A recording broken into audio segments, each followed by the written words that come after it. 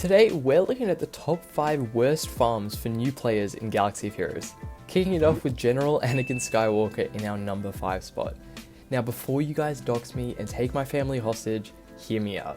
Okay, this list mainly identifies the least effective yet highly popular early game farming strategies.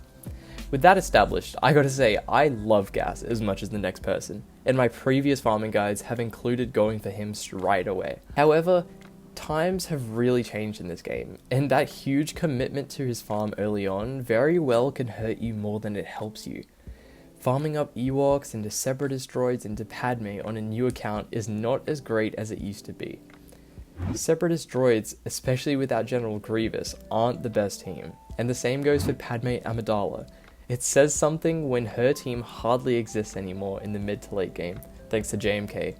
Then of course, you build up a Galactic Republic fleet, which is fine, but likely by the time you get a 7-star negotiator, there will already be executors or profundities dominating your fleet chart. And of course, negotiator has little to no counter viability against either of those fleets. Finally, General Skywalker himself is a top character, but you don't have anywhere to use him, so you have to farm up yet another team, being the 501st clones for him to settle into. Overall, I don't hate this farm, as I've advocated it for it in the past, but it does have a great many issues, especially on a new account, which is why it sits down at the number 5 worst farm for new players. Moving on to Grand Admiral Thrawn at our number 5 spot. Now, I get that it's Galaxy of Heroes heritage to start off by getting Thrawn via Phoenix, but at this point in the game, there are so many farms that take priority over the Phoenix crew. I would much rather invest my early resources into the CLS requirements, for example. Also, Thrawn has lost a lot of his value over time, as he was absolutely necessary for Galactic Legend counters before the Great Fracture nerf. He was also valuable at a time where his capital ship, the Chimera, was one of the top fleets, whilst now it is very much the opposite. Considering this, Thrawn doesn't necessarily warrant going out of your way to farm up the Phoenix Squadron. Many times Thrawn is either used with Lord Vader, a character far out of reach for new players, or just as filler in a Darth Vader squad where he isn't absolutely needed. So, not a bad character by any means, but an unnecessary farm off the bat for me. Coming in at number 3 is Darth Malak. Now, I've spoken on how this guy should not be grinded for early on, and I stand by that, even more so now after the release of Darth Malgus, who was unobtainable pre-4 GP. The Darth Revan Malak squad without Malgus is just underwhelming by comparison. Malgus lead teams boast a 23.2% hold rate compared to just a 15.8% with Darth Revan leads in GAC this season. Not only is this true, but many of the Malak requirements are next to useless. Karth or Nasi lead is outdated, Mission and Zalbar have niche use, and Juhani is awful without her Omicron and a Starkiller team to throw her into. You'll get very little use from those Old Republic tunes early on. And to further add, you'll still need to go ahead and farm a selection of 2 from Sith Empire Trooper, Sith Marauder, or Darth Talon to fill out the squad without Malgus.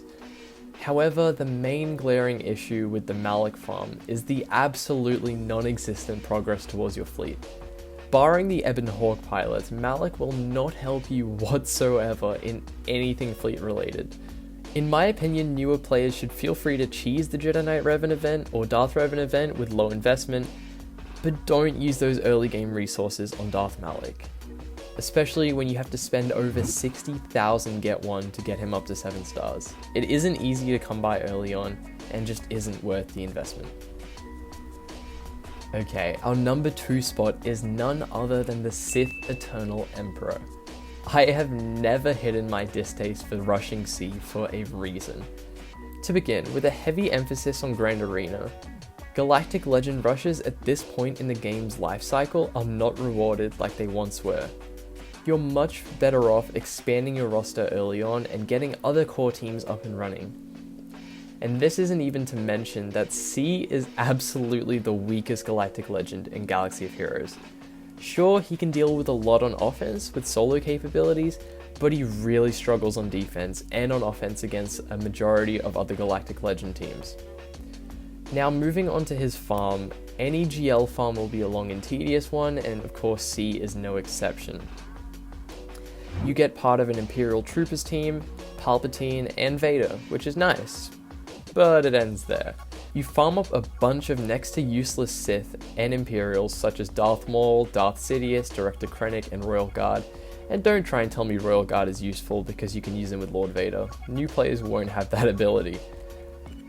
So this is just a recipe for disaster for anyone trying to climb the ranks in GAC with a small roster.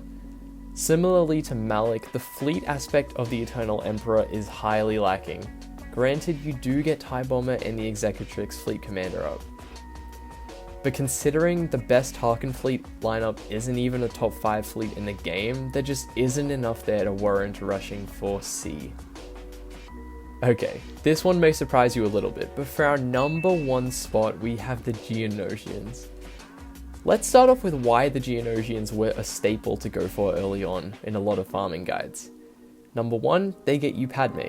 Number 2, they get you Watch Shards. And number 3, they are part of the Malevolence fleet. Okay, well there are many more efficient ways to go and unlock Padme and get her to 7 stars that don't include a single Geonosian.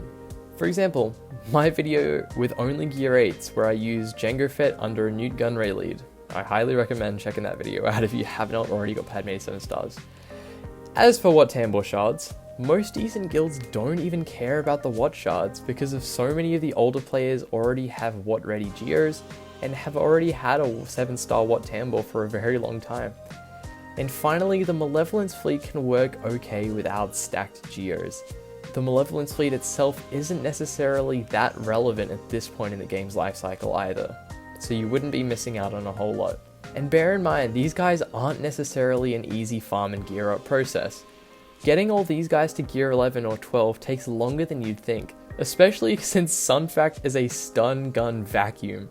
This guy eats Carbantes for breakfast, it's ridiculous. Let's also not forget the Geos aren't as lethal as they once were in a competitive aspect. With just an 8% hold rate on defense in this season of Grand Arena, they are counted by countless teams and are no longer a staple of territory war defenses. Okay, well that was the list. Thank you for watching. Be sure to subscribe for more dope content like this. Let me know what you thought if you had any disagreements. If you hate me after this video, let me know in the comments and I will see you in the next one. Thank you for watching again and see you later.